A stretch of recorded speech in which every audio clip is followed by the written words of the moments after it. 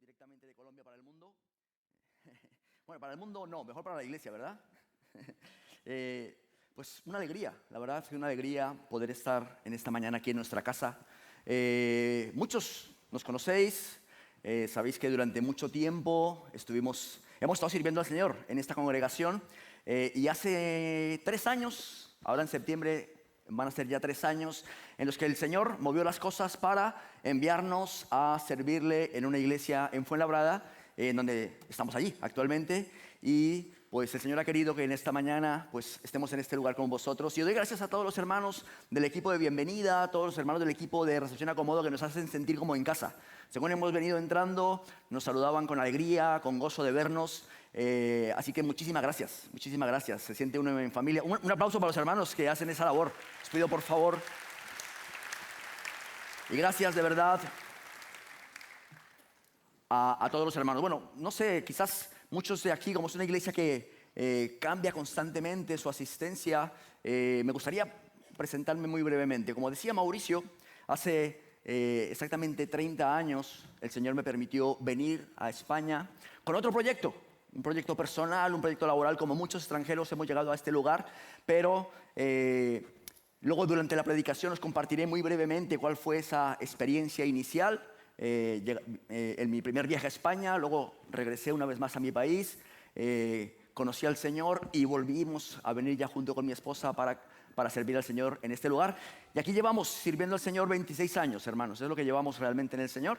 Y vinimos en el 2001, así que 25 años sirviendo al Señor en España. Y luego os comentaré alguna cosilla más, ¿vale? Pero me gustaría así, como sé que Mauricio ya oró por la palabra, me gustaría pues introducir el mensaje hablando acerca de lo que venís hablando durante las últimas semanas, los vínculos que el Señor, quien nos creó, nos hizo seres relacionales y creó una serie de vínculos necesarios para nosotros. Y habéis escuchado mensajes acerca de muchos distintos vínculos que el Señor nos ha permitido tener para nuestro beneficio. Uno de ellos, el vínculo fuente, el más importante, el vínculo con el Señor, ¿no? Ese vínculo que prácticamente de que ese vínculo esté bien afianzado en nuestra vida, funcionando correctamente, pues prácticamente todos los demás van a ir bien encaminados. Y luego estuvisteis escuchando acerca de otros vínculos como el del matrimonio, el del vínculo personal, la relación que tenemos nosotros con nosotros mismos, el vínculo de los amigos, el vínculo de la familia, que estuvo compartiendo nuestro hermano Ángel hace un par de semanas. Os acordaréis, él es parte de nuestro cuerpo de ancianos de la iglesia en Fuenlabrada. Nos lo habéis robado un día, ¿vale? Pero nosotros nos robamos al pastor de este lugar ese mismo día para nuestra congregación.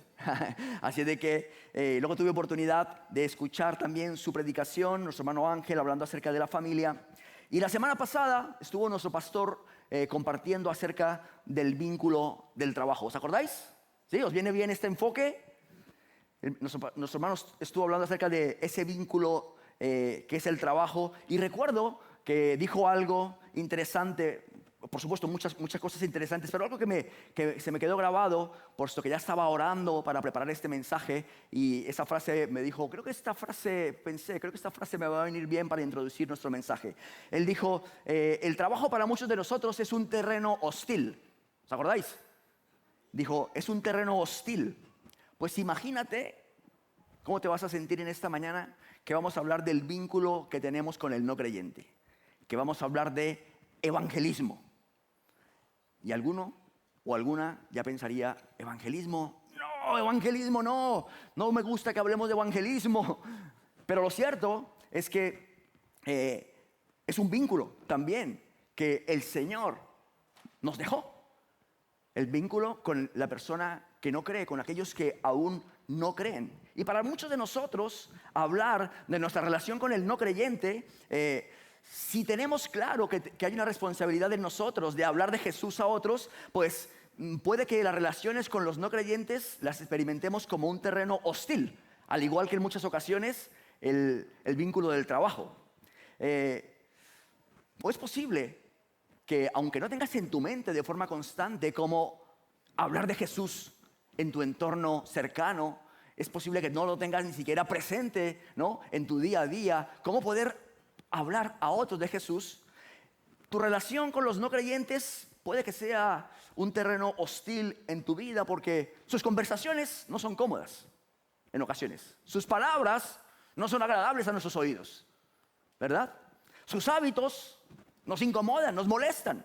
Y es algo que vivimos a diario en la vida laboral, en nuestra familia, cuando hacemos ese esfuerzo de estar en un entorno de personas que aún no creen, pues tenemos que escuchar conversaciones que nos supone, pues bueno, tener que aguantar cosas desagradables en ocasiones, comentarios, palabras, temas que no son cómodos para nosotros, ¿verdad? Y entonces nos supone, pues, movernos en un terreno bastante difícil, hostil, y lo que muchas veces hacemos después de un tiempo es tomar distancia, evitar ese tipo de contactos.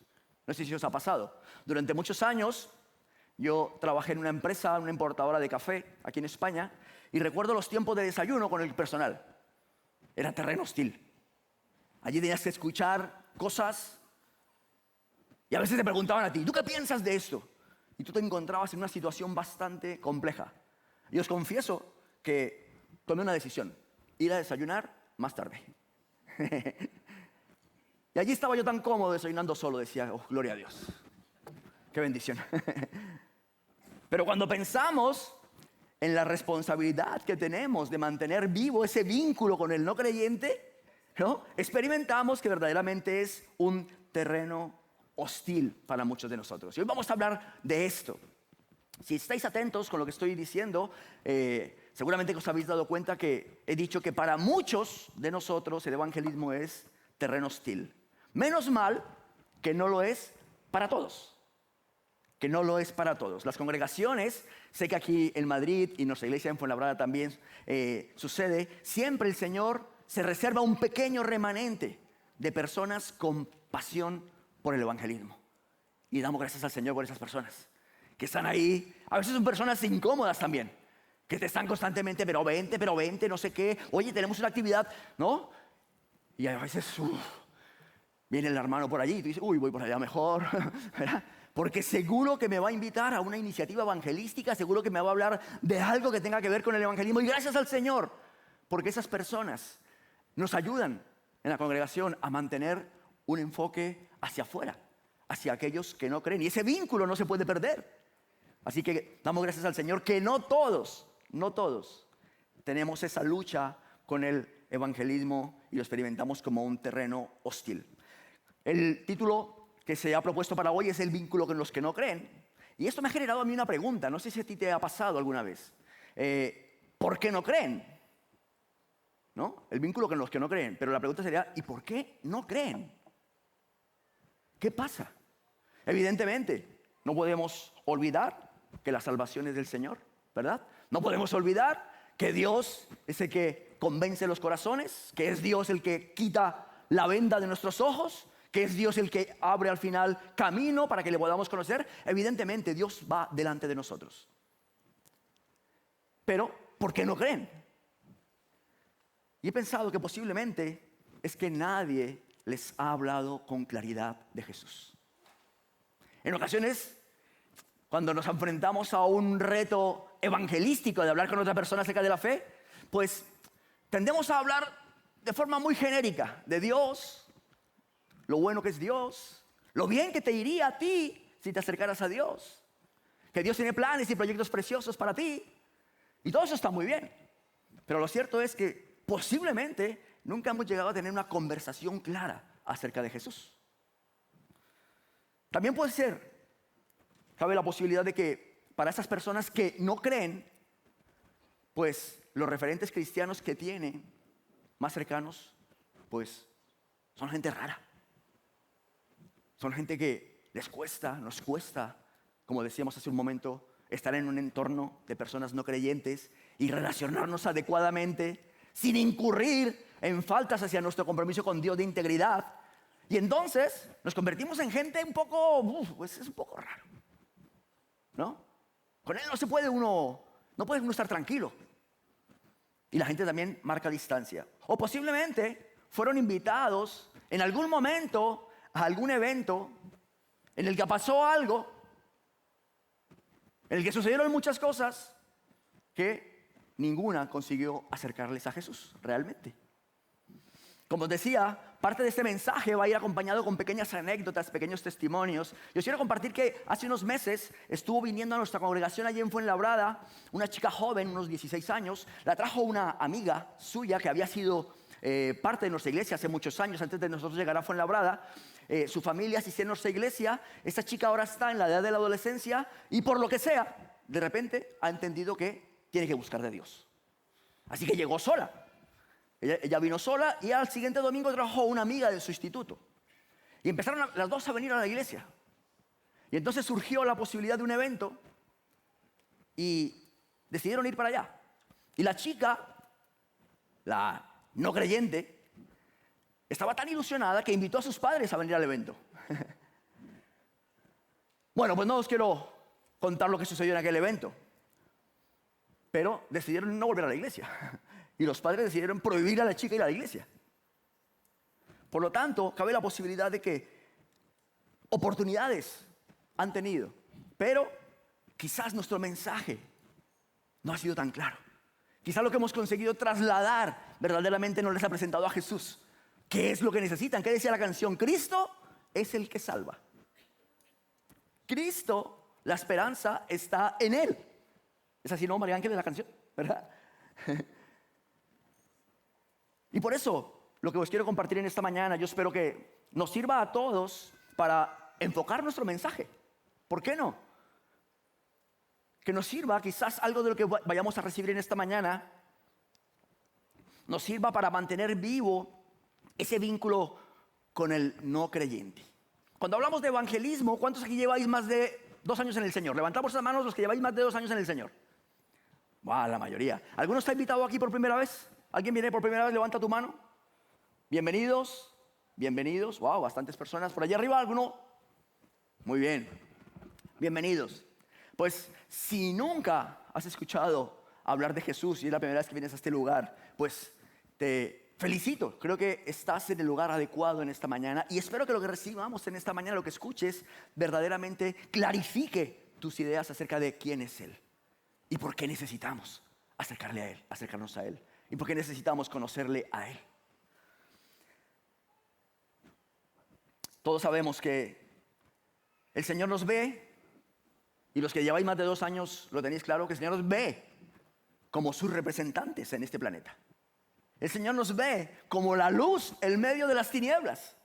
El Señor nos ve a nosotros aquí como mensajeros suyos. Nos envió para que seamos auténticos imitadores suyos. Dice Efesios, sed pues imitadores de Dios como hijos amados. Esa es la misión espiritual que Dios tiene acerca de nosotros, su pueblo, ¿verdad? Por lo tanto, que hablemos de evangelismo en esta mañana, no os voy a aportar, estoy casi seguro que no os voy a aportar prácticamente nada nuevo. Pero sí creo que cuando hablamos de evangelismo, ¿no? Este mensaje tiene la capacidad de reconducir de alguna forma nuestra mirada hacia los planes y propósitos que Dios tiene con su iglesia, con nosotros sus hijos y con el no creyente. Cuando hablamos de evangelismo, ¿no? Ahora mientras adorábamos al Señor, pensando un poco en este mensaje, vino a mi pensamiento ese versículo, dice, si habéis resucitado juntamente con Cristo, poned vuestra mirada en las cosas de arriba, donde está Cristo sentado a la diestra del Padre. Si tú llevas más de 2 años en el Señor, has resucitado juntamente con Cristo, tenemos que poner nuestra mirada en las cosas de arriba. Vamos a leer un pasaje, lo vamos a tener en pantalla, no hace falta que lo busques. Vamos a leer Efesios 2, 10 versículos, un pasaje titulado Salvos por gracia. Si lo podemos tener en pantalla, hermanos, os agradezco. Dice así, y Él os dio vida a vosotros cuando estabais muertos en vuestros delitos y pecados, en los cuales anduvisteis en otro tiempo, siguiendo la corriente de este mundo conforme al príncipe de la potestad del aire, al espíritu que ahora opera en los hijos de desobediencia, entre los cuales también todos nosotros vivimos en otro tiempo, en los deseos de la carne, haciendo la voluntad de la carne y de los pensamientos, y éramos por naturaleza hijos de ira, lo mismo que los demás. Pero Dios, que es rico en misericordia, por su gran amor con que nos amó, aun estando nosotros muertos en pecados, qué potente es esto que dice aquí, nos dio vida juntamente con Cristo. Por gracia sois salvos. Y juntamente con Él nos resucitó. Y asimismo nos hizo sentar en los lugares celestiales con Cristo Jesús, para mostrar en los siglos venideros las abundantes riquezas de su gracia en su bondad para con nosotros en Cristo Jesús. Porque por gracia sois salvos por medio de la fe. Y esto no de vosotros, pues es don de Dios. No por obras, para que nadie se gloríe. Porque somos hechura suya, creados en Cristo Jesús para buenas obras, las cuales Dios preparó de antemano para que anduviésemos en ellas. Amén. Amén. Pasaje muy conocido. Y cuando leemos este pasaje, no sé si a ti te sucede lo mismo que me sucede a mí. A mí me surge un sentimiento de gratitud al Señor. ¿Verdad? El solo título ya es motivo de gratitud a nuestro Dios. Salvos por gracia. Quiere decir que por su gracia el Señor no nos ha dado lo que nos merecemos. Y por su gracia nos da lo que no nos merecemos. ¿Entendemos esto? Así obra la gracia del Señor, ¿verdad? Y este es un pasaje que se presta mucho más, y soy consciente de ello, para hablar de la identidad del creyente, del amor de Dios, de la gracia de Dios obrando en nuestro favor, ¿no? Y cómo por medio de Jesucristo Él nos pasa de muerte a vida. Un análisis muy rápido de este pasaje sería este. Vamos a hacer un análisis muy rápido y estoy convencido de que nos va a ayudar a enfocar nuestro corazón acerca de nuestra responsabilidad de mantener ese vínculo con los no creyentes. Creo de hecho que la iglesia, nosotros los hijos de Dios, somos el vínculo que Dios sostiene, mantiene en este tiempo como vínculo entre Él y el perdido, y el no creyente. Sin la iglesia, sin hijos comprometidos con hablar a otros de Jesús, ese vínculo se perdería. Pero Dios sostiene su iglesia por su gracia y por su misericordia. Pero Dios sostiene a sus hijos. De vez en cuando, Dios te trae un pastor de Fuenlabrada para que nos recuerde que tenemos una responsabilidad, ¿no? Para hablar de Jesús. Que tenemos una responsabilidad con el que no cree. Y por hacer un bosquejo muy rápido de lo que contiene este pasaje, lo he puesto en dos diapositivas. Lo primero que nos dice es, los primeros 3 versículos dicen, ¿cuál es la condición del hombre sin Cristo? ¿Cuál es la condición del hombre sin Cristo? Y te animo a que pienses ahora mismo en ese vecino, en ese familiar tuyo que no conoce a Cristo, que está sin Cristo. En ese compañero de trabajo, compañera de trabajo, que no conoce a Jesús. La Biblia dice que esa es su condición. El hombre sin Cristo está muerto. Está bajo el pecado. El hombre sin Cristo sigue la corriente de este mundo. El hombre sin Cristo o la mujer está bajo la influencia del maligno. El hombre natural vive condicionado a los deseos de la carne. El hombre es hijo de ira. Esa es la condición que dice la Biblia que tiene todo aquel que está sin Cristo. Que está bajo, que es hijo de ira. Dice, esto quiere decir que está bajo el justo juicio de Dios. No que Dios esté en un constante estado de ira, sino que a causa de su pecado está bajo el justo juicio de Dios. Y entonces el versículo 4 tiene un pero. Y este pero, hermano, hermana, lo cambia todo. Todos sabemos que cuando le ponemos un pero a algo, casi siempre es malo, que sí. Vale, yo voy pero. Bueno, no me pongas un pero, ¿verdad? Yo hago eso pero. Pero este es un pero que aparece en la Biblia beneficioso, que nos beneficia a todos. Es el pero más importante que pueda llegar a experimentar un ser humano. Dice el versículo 4, pero Dios, que es rico en misericordia. Y este pero cambió la historia de la humanidad. Este pero cambió nuestra historia, hermanos. ¿Cuánto llevas en el Señor? ¿10 años, 15 años, 40 años? Pero Dios, ese pero, es de vital importancia en nuestra vida. Es rico en misericordia. ¿Qué hace Dios por nosotros? Dice, Dios nos amó. Nos dio vida juntamente con Cristo. Quiere decir, nos unió a Cristo. Nos resucitó juntamente con Él. Nos sentó en los lugares celestiales con Cristo Jesús. Nos muestra su gracia. Nos salva. Nos permite empezar de nuevo y nos introduce en sus planes. ¿Es bueno nuestro Dios, hermanos? Pero, ¿qué pero tan importante? pero Dios, que es rico en misericordia. Nosotros, como decía hace un momento, hermanos, somos la iglesia del Señor y es el vínculo, la esperanza que Dios ha provisto para el perdido. Se llama iglesia, se llama hijo de Dios. Me gustaría haceros esta mañana un breve ejercicio. No voy a pedir que nadie levante su mano, pero sí quiero que pienses por un momento en esto. Hoy en día, cuando visitas un aeropuerto, cuando vas a un centro comercial, a un sitio de atención pública, te encuentras a la salida una imagen, no sé si lo podemos tener en pantalla, esto que se llama un test de satisfacción. ¿Lo habéis visto en algún lado? Ahora se encuentra casi en todo lado, ¿verdad? Porque las empresas tienen que pasar una serie de auditorías y esto tiene que ver con la satisfacción del cliente, ¿vale? Pero quiero que lo hagas en esta mañana a título personal. Si te pidieran hacerte un test en cuanto a satisfacción, en cuanto a tu compromiso evangelístico, ¿dónde pondrías tu señal? ¿No? Siguiendo ese test. Estamos en agosto, 8º mes del año ya, y yo me he hecho la pregunta también, a título personal, ¿con cuántas personas este año he tenido la oportunidad de compartir el evangelio? He mantenido inquieto esa sensación en mi interior de que tengo que aprovechar las oportunidades que Dios me da para compartir del evangelio.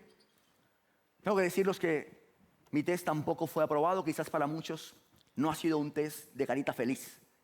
Quizás para muchos sería una carita triste, para otros, bueno, una carita plana.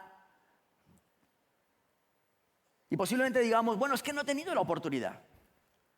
Pues la pregunta sería, y aplícate el mismo test, ¿cómo consideras que es tu vida de oración por las personas de tu entorno que no creen, que no conocen a Jesús todavía? ¿Cómo es tu nivel de oración, de intensidad, de inquietud por la condición en la que están ellos sin Cristo?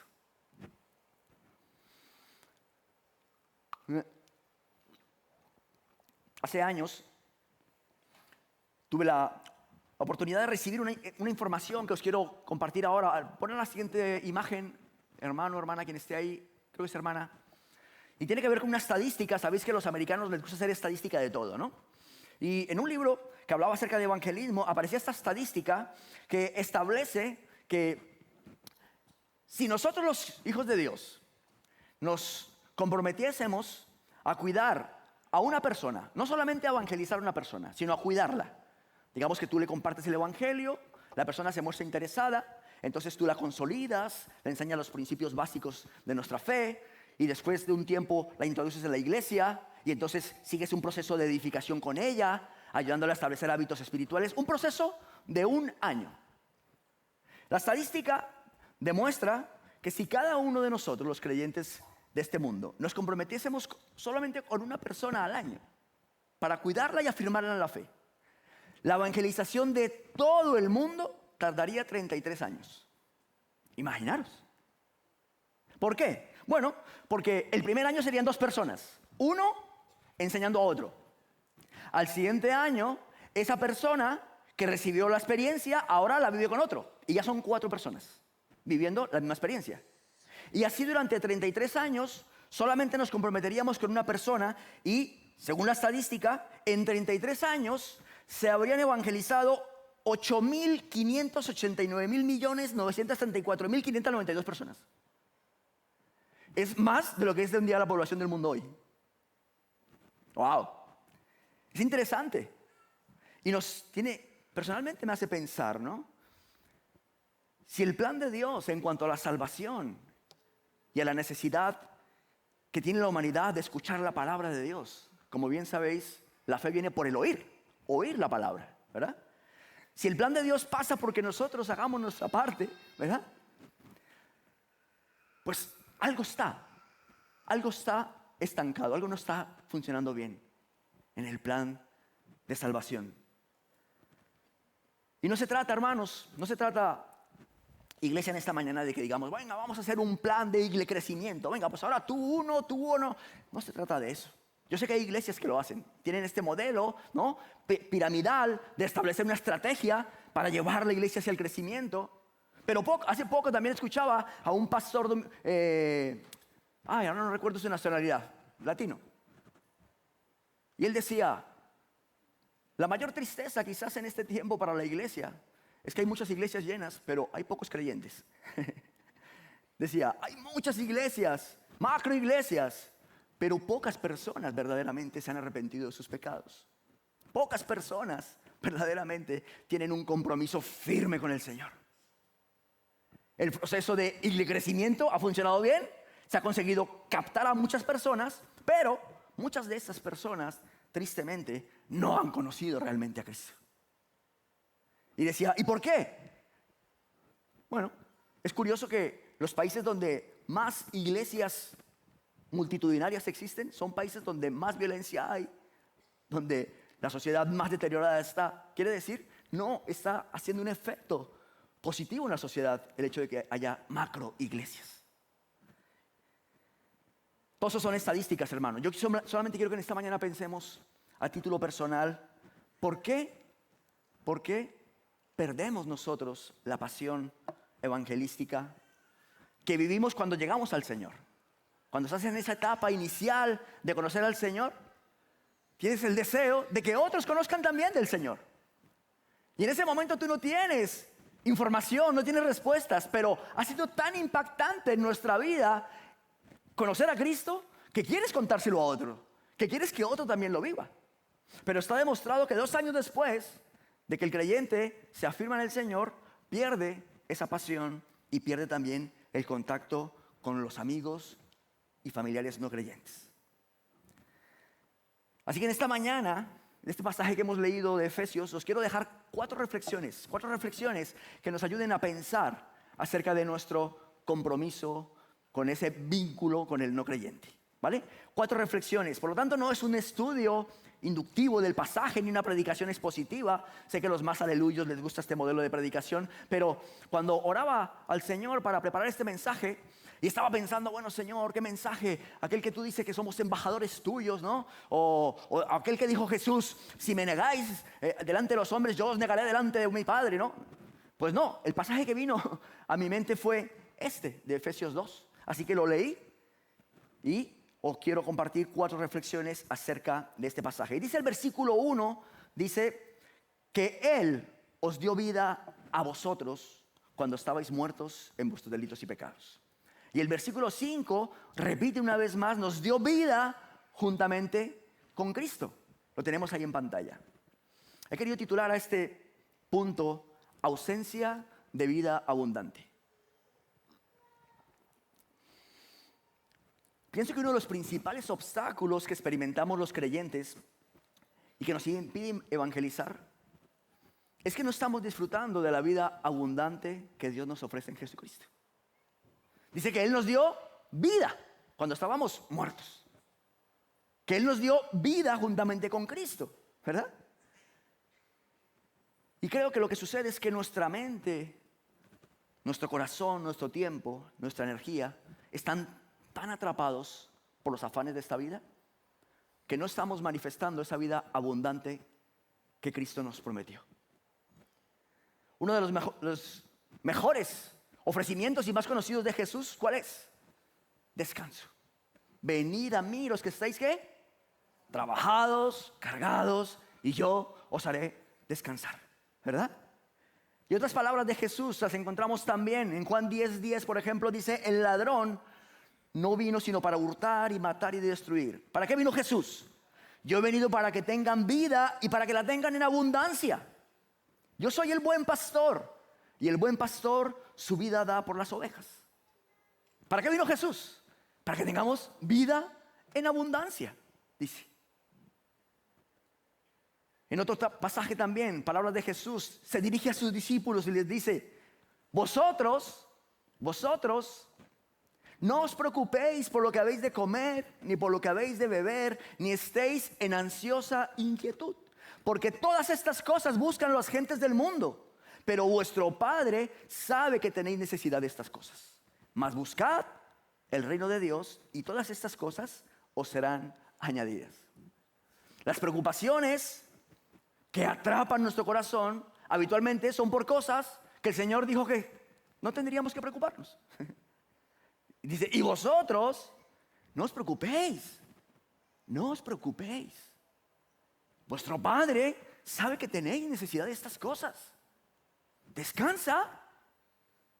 De eso ya se preocuparán los que no tienen fe. De eso se ocupan los gentiles. De eso se ocupan los que no conocen al Señor. Pero vuestro Padre sabe que tenéis necesidad de estas cosas. Por lo tanto, pienso que la ausencia de vida abundante, ¿no?, nos roba, esta serie de preocupaciones nos roban toda la atención que deberíamos de dirigir hacia aquello que el Señor nos dejó como responsabilidad. Y la abundancia de Cristo en nuestra vida no significa que vivamos en riqueza o que haya ausencia de problemas. En ningún caso Jesús está diciendo eso. Significa que el creyente disfruta de una vida de paz, de plenitud en Dios, incluso en medio de las dificultades. ¿Por qué? Porque descansa en las promesas de Dios. Que hemos cantado aquí, Dios es bueno. ¿Lo crees? Casi nadie cree que Dios es bueno en este lugar. Amén, ¿verdad? Dios es bueno. Me encanta, hay unas películas de estas que reflejan lo que es la vida cristiana en un perfil en Norteamérica donde dicen Dios es bueno y no te contesta todo el tiempo. ¿Habéis visto alguna vez? Dios es bueno todo el tiempo. Por lo tanto, la abundancia de Cristo en nuestra vida significa que manifestamos paz, manifestamos fe, confianza, esperanza en Él. Sabemos que Él ha prometido que no nos dejará solos. He aquí, yo estoy con vosotros todos los días. Así que cuando sales a buscar trabajo y parece que se resiste, Dios está contigo. Cuando vas al médico y el diagnóstico no es tan bueno, Dios está contigo. Él prometió estar con nosotros todo el tiempo. Y si creemos esas palabras del Señor, las abrazamos realmente como una verdad para nuestra vida, se traducen en paz, en confianza, en plenitud, en vida abundante en Cristo. Pero muchas veces lo que nos sucede es que esa vida abundante brilla por su ausencia. Y cuando compartimos con un no creyente, le estamos transmitiendo más preocupación, más incertidumbre, más problemas de nuestra vida. Y no fe, no confianza, no seguridad. Y entonces el no creyente dice, quita. Dice Jesús que las personas sin fe se preocupan de estas cosas. Pero nuestro Padre sabe que tenemos necesidad. Nuestro Padre. ¿Qué palabra más poderosa es esa para nuestra vida? Él mismo asumió las obligaciones de un padre. Él se apropió de ellas al hacernos sus hijos. Asumió responsabilidades de padre, de modo que nosotros no necesitamos afanarnos. Dice, si pertenecemos a Dios, Él se encargará de los detalles de nuestra vida. Son palabras de Jesús. No os afanéis, no os preocupéis. Centrémonos en las cosas del reino y estas cosas que vuestro Padre sabe que tenéis necesidad de ellas os serán añadidas. Pero descansa, confía. Puedes verdaderamente esperar en Él. Los problemas familiares, los problemas laborales, los problemas matrimoniales son como ladrones que se roban nuestra paz, nuestra fe y nuestra esperanza. Y tengo que decirte que si esa es nuestra situación, el Señor nos ha dejado un recurso precioso. Se llama la oración. Filipenses 4, 6, 7 dice, por nada estéis afanosos. ¿Qué no quiere el Señor que tú como hijo suyo experimentes? Afán, ansiedad, preocupación. Dice, por nada estéis afanosos. Sean conocidas vuestras peticiones delante de Dios con toda oración y ruego, con acción de gracias. ¿Y qué obtendrás como resultado? La paz de Dios, que sobrepasa todo entendimiento, guardará nuestros corazones y nuestros pensamientos en Cristo Jesús. Vida abundante en Cristo. Lo que acabamos de leer es solamente un pequeño pasaje conocido por muchos de nosotros, ¿verdad? Que está registrado allí en la palabra del Señor. Y si nuestra situación es de constante ansiedad, preocupación, tenemos la oración y por supuesto tenemos la palabra del Señor. Yo no sé cuántas veces te ha pasado Que pasajes que tú ya hayas leído en otro momento de tu vida, que a lo mejor hasta lo has escuchado predicar, de repente vuelves a la palabra de Dios, lo lees ahí, y es la palabra que el Señor tiene para ti, para levantarte, para reconducirte, para animarte, para enfocarte. Porque la palabra de Dios es viva, es poderosa y es eficaz, hermanos. ¿Para qué? Para que nuestra vida refleje abundancia en Cristo. Y entonces el no creyente dirá, anda, pues con la que le está cayendo a este, no veas con qué tranquilidad y con qué paz vive. Wow. ¿Cómo habla? ¿Con qué seguridad? Transmite fe, transmite confianza. Luego hay otro perfil de creyentes que no están preocupados por esas cosas que Jesús dijo que no deberíamos preocuparnos. Son creyentes que su vida es abundante. Hay bendición, el trabajo va bien, hay abundancia, no hay problemas, ¿vale? Los recursos sobran, pero esa abundancia no es en Cristo. No es en Cristo. Disfrutan hablando de su éxito laboral, que bien les dan la vida, ¿verdad? El cambio de coche, este año toca pasarme a este, ¿verdad? Cambio de casa, el viaje de vacaciones, sus experiencias, el deporte, tantas cosas llenan nuestra boca con entusiasmo, con alegría, pero esa abundancia no refleja a Cristo. Simplemente porque en su boca no está Jesús para nada. Y dice la palabra que de la abundancia del corazón habla la boca. Por lo tanto, un corazón con una vida abundante en Cristo estará inquieto, ansioso por encontrar el momento para hablar de Jesús. Me he comprado un coche, hermano, no te imaginas. No me digas, sí, pero luego quiero poner al servicio de Jesús. Yo qué sé, por poner un ejemplo. Una falsa abundancia, no abundancia en Cristo. De una u otra forma, la vida abundante en Cristo, en cualquiera de los dos casos, ha desaparecido en esos creyentes. Segundo punto, versículo 3 dice, entre los cuales también nosotros vivíamos en otro tiempo, en los deseos de nuestra carne, haciendo la voluntad de la carne y de los pensamientos, y éramos por naturaleza hijos de ira, lo mismo que los demás. He puesto titulado este punto, somos olvidadizos. Dice que todos nosotros vivimos en otro tiempo, en esa misma condición de aquellos que están sin Cristo. Ya no solo que olvidamos la forma en la que el Señor nos pasó de muerte a vida. ¿Sabéis que está demostrado que un alto porcentaje, creo que más del 80% de lo que escuchamos aquí en la congregación los domingos, el martes lo hemos olvidado? Eso está demostrado estadísticamente. Y más aún, tendemos a olvidar si lo que hemos escuchado es un reto de carácter espiritual para nuestra vida. ¿Y por qué? ¿Por qué pasa esto? Bueno, porque la Biblia dice que las cosas de la carne se riñen con las cosas espirituales. Escribe Pablo, dice, andad en el espíritu y no satisfagáis los deseos de la carne. Porque los deseos de la carne y los deseos del espíritu, ¿verdad? Estos se oponen entre sí para que no hagáis lo que queréis. Por lo tanto, es de forma natural lo que sucede en nosotros, que recibimos un reto los domingos en la congregación de carácter espiritual, estamos convencidos de que es así, de que es bueno, de que sería saludable para nosotros, pero lo cierto es que nuestra naturaleza pecaminosa, nuestra tendencia natural es que el lunes y el martes se haya olvidado, se haya apagado. En la antigüedad, el Señor, sabiendo que somos olvidadizos, estableció para el pueblo de Israel una serie de festividades y todas ellas tenían que ver con recordar cosas. Por ejemplo, la fiesta de la Pascua para el pueblo de Israel era un momento en el año en el que se detenían todas las tareas, toda la actividad familiar, laboral, y el único objetivo al celebrar la Pascua era recordar cómo Dios les había sacado con mano poderosa de Egipto. Y tenían que trasladárselo a sus hijos, debían contarlo.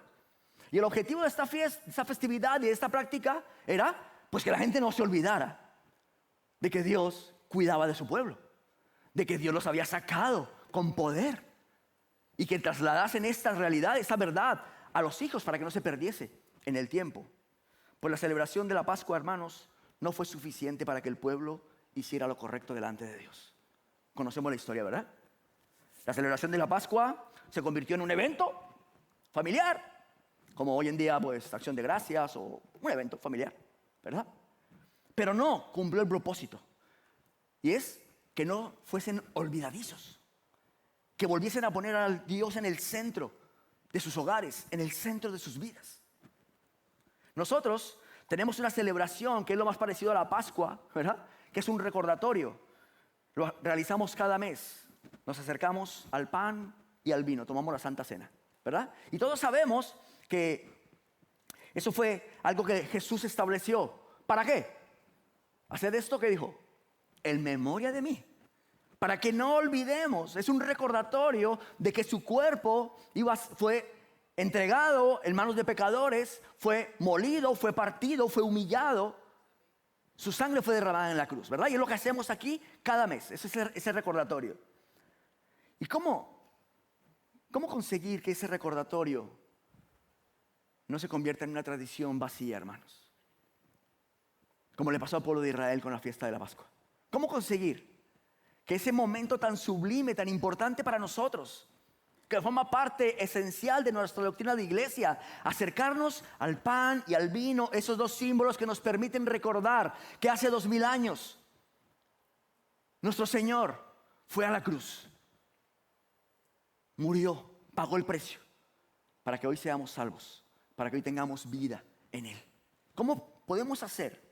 Porque el pasaje dice así: todas las veces que comiereis este pan y bebiereis de esta copa, la muerte del Señor anunciáis hasta que Él venga.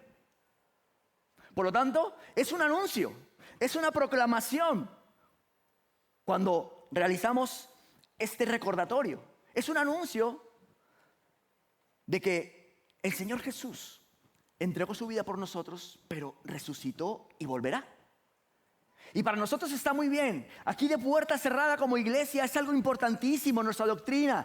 Y yo espero que te suceda, que cuando te acercas al pan y al vino te tomes tu tiempo para examinarte, para evaluarte cómo está tu relación con Dios.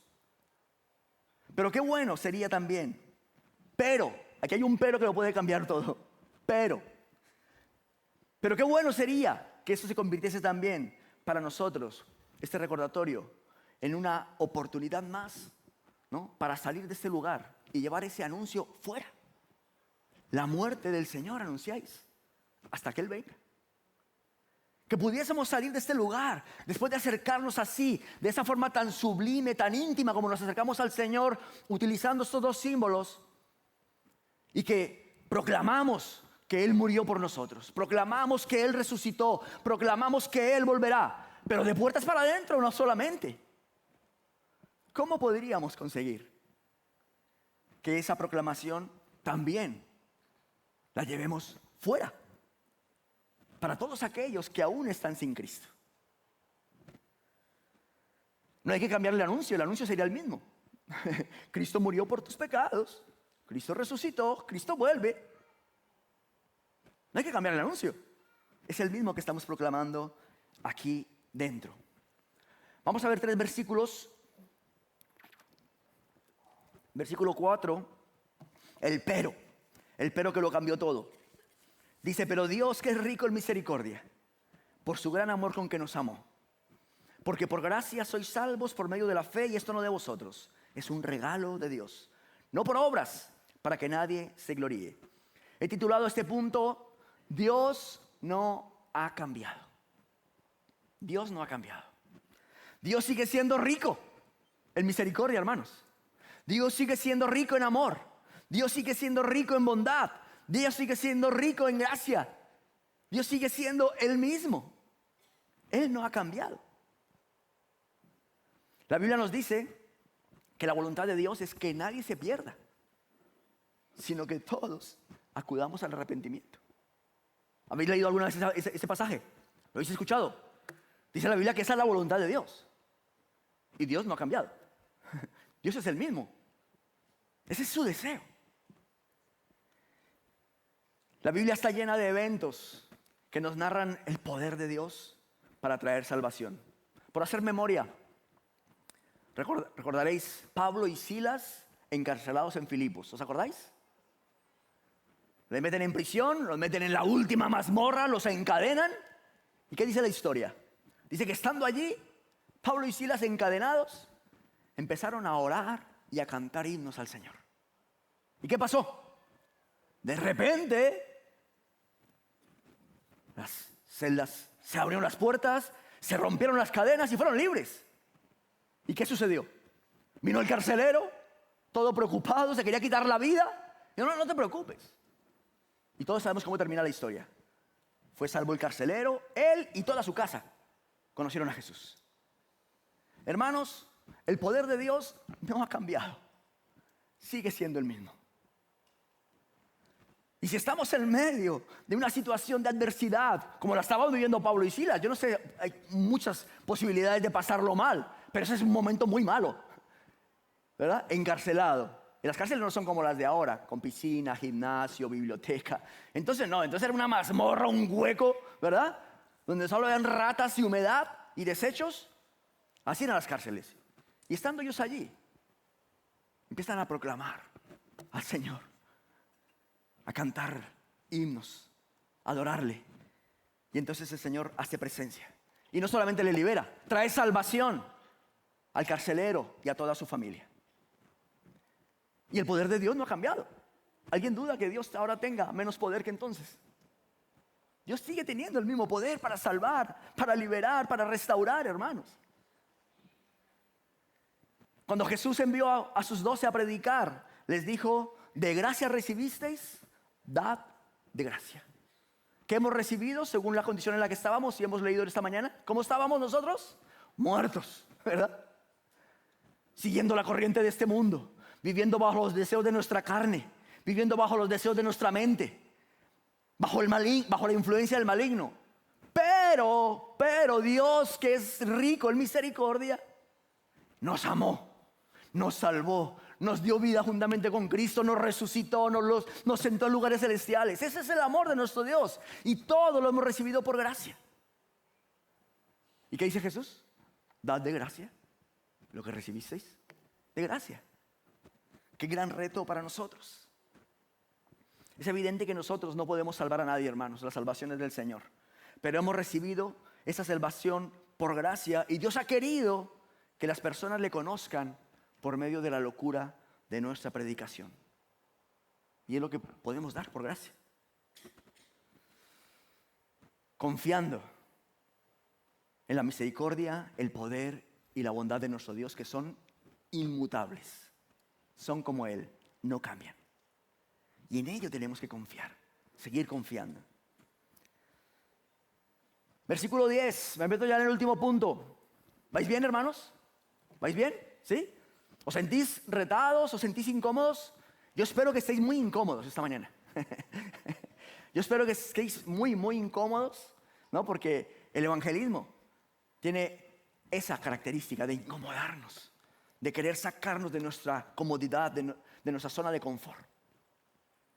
Y es que, sin darnos cuenta, nos vamos acomodando, nos vamos adaptando, ¿verdad? ¿Y qué dice la palabra? No os conforméis a este siglo, sino transformaos por medio de la renovación de vuestro entendimiento. Conformarnos.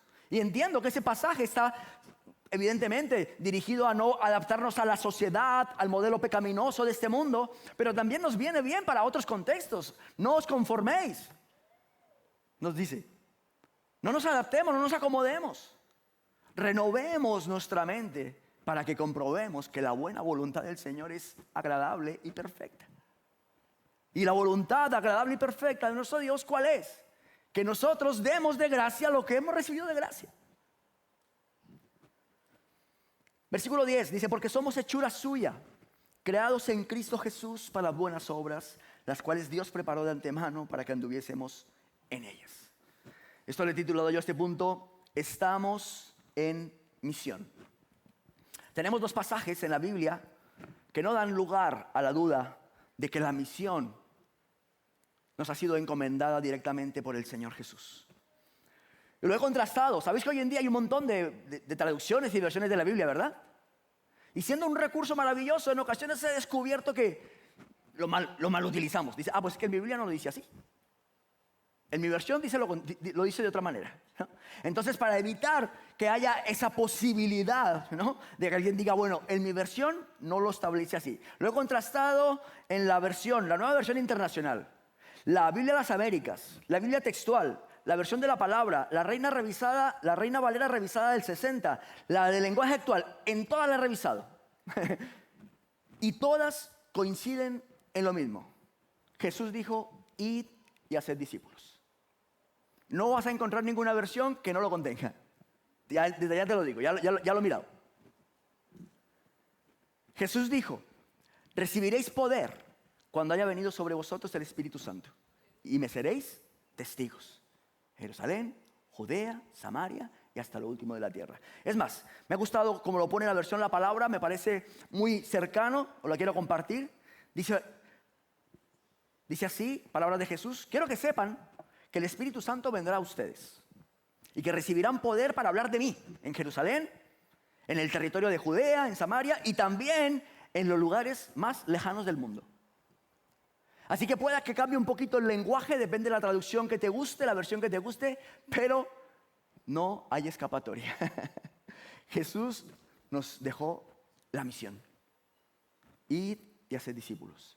Y algo maravilloso, no nos dejó solos. Recibiréis al Espíritu Santo para ser testigos. Hermanos, así como Dios no cambia, no ha cambiado, sigue siendo el mismo, la misión tampoco ha cambiado, sigue siendo la misma, sigue vigente. La semana pasada compartía a nuestra congregación en Fuenlabrada y les decía que me gusta mucho estar informado, ¿no? Me gusta ver los telediarios, me veo el de una cadena, el de otra, sabéis que están muchos influenciados por distintas líneas de pensamiento, entonces para tener tu propio criterio pues veo varios, ¿no? Y me veo uno, me veo el otro, tal. Y de repente tuve la sensación de que con todo lo que está pasando en el mundo, terremotos, un volcán en Italia, las guerras, ¿verdad? Inundaciones en China, bueno, sabemos cómo está el mundo. Y de repente yo dije, wow, Señor, tengo la sensación de que como iglesia no estamos haciendo lo que tenemos que hacer. Deberíamos de hacer algo mucho más efectivo, mucho más directo a la verdadera situación del mundo. Y con esa idea en mi corazón, no te voy a decir que lo llevé al tiempo de oración, estuve pensando en eso. Y en una mañana mientras oraba, de repente, en mi tiempo de oración, el Espíritu Santo trae a mi mente aquellas palabras de Jesús cuando los discípulos le dicen, momentos antes de Jesús ascender al cielo, Maestro, restaurarás el reino en este tiempo. Y le dice Jesús, no os toca a vosotros conocer los tiempos ni las sazones. Y para mí fue una respuesta de parte del Señor. No te toca a ti saber el tiempo. Lo que sí tienes que hacer es ser testigo. Lo que sí te toca a ti es ir y hacer discípulos. Lo que sí te toca a ti es ser ejemplo de creyentes, como le escribe Pablo a Timoteo. Pero tú sé ejemplo de los creyentes, en palabra, en espíritu, en fe, en pureza, en conducta, en amor. Hay cosas que están muy claras en la palabra para nosotros. Nosotros pensamos que tenemos que hacer otras cosas, pero cuando vamos a la palabra descubrimos que Dios no ha cambiado, la misión sigue vigente y las cosas están muy claras para nosotros. Lo que sí debemos hacer. Esto no quita que si tenemos oportunidad de ayudar a alguien, pues dice la Biblia que siempre que tengamos oportunidad, hagamos bien a todos, especialmente a los de la familia de la fe. ¿Verdad? Por lo tanto, la misión sigue vigente, queridos hermanos. Este punto lo he subdividido en dos pequeños puntos muy rápidos. ¿A qué hora termina el culto aquí? A mí ya se me olvidó. Marco Antonio, ¿a la 1 o a la 1:30? A las 2. He puesto aquí un apartado más a este punto de estamos en misión. Y le he llamado, el evangelismo debe ser intencional. Tiene que haber una intención en nosotros, una predisposición a la evangelización. Os dije que hace 30 años yo llegué a España, ¿os acordáis? Hace 30 años pisé por primera vez territorio español y no sabéis lo que el Señor me tenía preparado. Yo llego aquí, al lugar donde llegué a vivir, la primera persona que yo conozco es un creyente comprometido con el evangelismo. Y pensaba en eso de ser intencionales en cuanto al evangelismo. ¿Por qué? Porque nos conocimos, ¿qué tal? ¿Cómo estás? No sé qué, nos empezamos a conocernos con preguntas típicas, ¿no? Y de repente él me dice, ¿mañana qué vas a hacer? Y yo acababa de llegar a España. Y yo le dije, me gustaría ir a hacer deporte. Es uno de mis hábitos. Y me dice, ¿a dónde vas a ir? Le dije, pues no sé, acabo de llegar, no conozco. Entonces estaba su padre allí y le dijo, dile que la casa de campo está aquí muy cerca, puede ir a hacer deporte a la casa de campo. Y entonces él me dice, yo te acompaño, yo voy contigo. Y yo, bueno, pues vale, genial. ¿Cuál era su intención? ¿Hacer deporte conmigo? Él no había corrido en su vida 5 kilómetros. De hecho, empezamos a correr y al 3er kilómetro ya se rompió. Pero lo que sí quiso aprovechar ese tiempo fue para hablarme de Jesús. Y nos acabamos de conocer. Y fue intencional. Y tú dirás, bueno, conociste del Señor. Te tengo la mala noticia de que en ese momento yo no quise seguir al Señor. Me regreso a mi país después de 2 años en España y llego a mi país y en un autobús en la capital, de repente se sube un antiguo compañero mío de instituto. Nos encontramos ahí y nos sentamos juntos y empezamos a hablar. Mira cómo son las cosas, que ese chico había estado viviendo en Canadá y había conocido al Señor. Y entonces, habíamos sido compañeros de colegio y también de fútbol. Jugábamos muchísimo al fútbol en nuestra juventud. Y me dice, oye, ¿juegas al fútbol todavía? Y yo le dije, mira, pues tengo unos amigos cerca de casa que salimos a jugar al fútbol. Me dice, me gustaría jugar contigo. Bueno, pues vente mañana. Fuimos a jugar al fútbol. ¿Qué pensáis? ¿Que quería jugar al fútbol? No quería jugar al fútbol. Él me quería predicar el evangelio.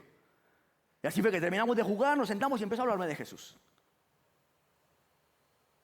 Nunca más volvió a jugar al fútbol, él cumplió su propósito. Tenía de forma muy intencional el compartir su fe, el hablarme de Jesús. Hermanos, necesitamos ser intencionales para hablar de Jesús. Responder a las dudas que tenga un inconverso, hasta cierto punto eso está bien. Pero responderle las dudas que tenga no le va a salvar. Lo que le va a salvar es que conozca a Jesús. En muchas ocasiones nos sentimos atemorizados porque creemos que tenemos que tener todas las respuestas a la hora de afrontar una conversación de fe. Y no tenemos por qué tener todas las respuestas. Cuando Pablo escribe a la iglesia en Corinto, les dice, yo fui a vosotros no con excelencia de palabras o de sabiduría. Me propuse no saber cosa alguna sino a Jesucristo y a este crucificado. Lo que les va a llevar a la fe, hermanos, es presentarle a Cristo y a este crucificado y resucitado. Una vez esa persona reciba a Cristo, el Espíritu Santo se encargará de despejarle todas las dudas, no te preocupes. El inconverso necesita experimentar el nuevo nacimiento para entender el Evangelio. Y sabiduría de Dios, el nombre de Jesús y el poder del Espíritu Santo, esos son dinamita para transformar una vida. Pero nosotros, muchas veces, destinamos gran parte de nuestra conversación para hablar de cosas superficiales. Y necesitamos ser intencionales para hablar de Jesús, para llevarles a Cristo. Solo Cristo salva. Y por último, el evangelismo no es una guerra. El evangelismo no es una guerra. En ocasiones ha sucedido que hemos asociado el evangelismo con el capítulo 6 de Efesios, cuando Pablo escribe y dice, no tenemos lucha contra sangre ni carne, sino contra potestades, principados, gobernadores de las tinieblas, ¿verdad? Y pensamos en ese ejército espiritual, ¿no? Oponiéndose al evangelismo. Y creo que hemos cometido un error al asociar el evangelismo a este texto. Porque si tú lees bien este pasaje, desde el capítulo 4 hasta el capítulo 6, cuando Pablo habla acerca de la armadura de Dios, solo ha hecho referencia a la conducta cristiana. Solo ha hecho referencia a lo que tiene que ser una nueva vida en Cristo.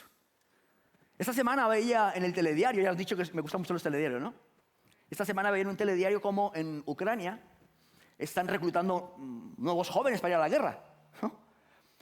Y los chicos están huyendo. Están huyendo, se esconden. Habían imágenes de cómo les estaban arrancando de un coche, les sacaban a puñetazos y a patadas porque nadie quiere ir a la guerra. ¿Quién quiere ir a una guerra? Nadie quiere ir a una guerra. Y hemos asociado el evangelismo como si fuese un campo de batalla, una guerra. Y nadie quiere ir a la guerra. El evangelismo, hermanos, es el acto de amor, de misericordia y de gracia más poderoso que podemos tener para con otra persona. Es el acto de obediencia y de amor más precioso que podemos nosotros desarrollar en beneficio de otra persona.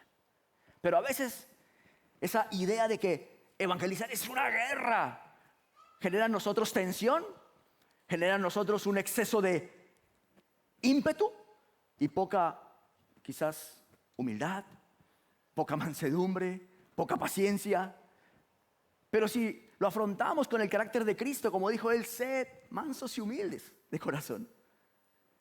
Y entendemos que nosotros vamos en el nombre de Jesús, en el poder del Espíritu Santo y con el poder de su palabra. Si eso es una guerra, el pobre enemigo ya está vencido, hermanos. Nosotros realmente pensamos que el enemigo tiene capacidad para presentarle guerra a nuestro Dios. Si ese ya fue vencido,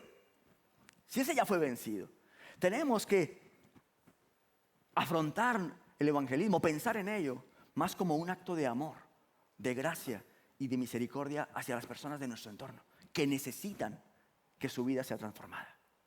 Porque Dios, que es rico en misericordia, que es rico en amor, Dios que no ha cambiado, los quiere salvar. Los quiere salvar. Voy a pedir por favor que suban los músicos y vamos terminando. Cuando Pablo escribe acerca de la armadura de Dios, viene hablando acerca de conducta cristiana. He sacado aquí algunos versículos que dicen: sé pues imitadores de Dios, como hijos amados. Andad en amor.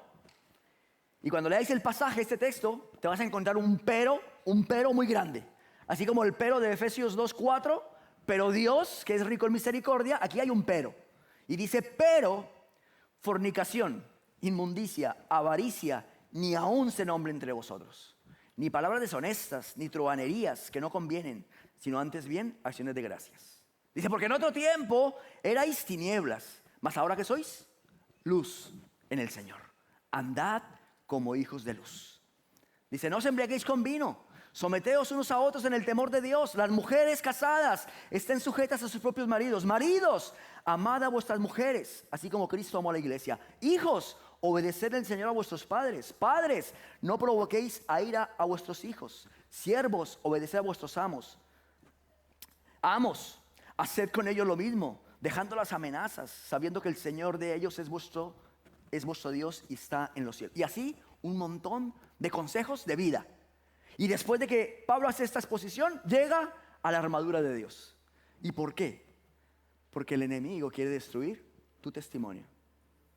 Porque el enemigo quiere destruir aquello que Dios ama. Tu familia, tu vida, tu integridad. Y entonces dice: vestíos de toda la armadura de Dios. Cuando un creyente vive a la luz del evangelio, su vida llamará la atención y provocará preguntas en el trabajo, en la familia. Pero quiero que nos quedemos con esto para terminar, iglesia. El evangelismo no es una guerra.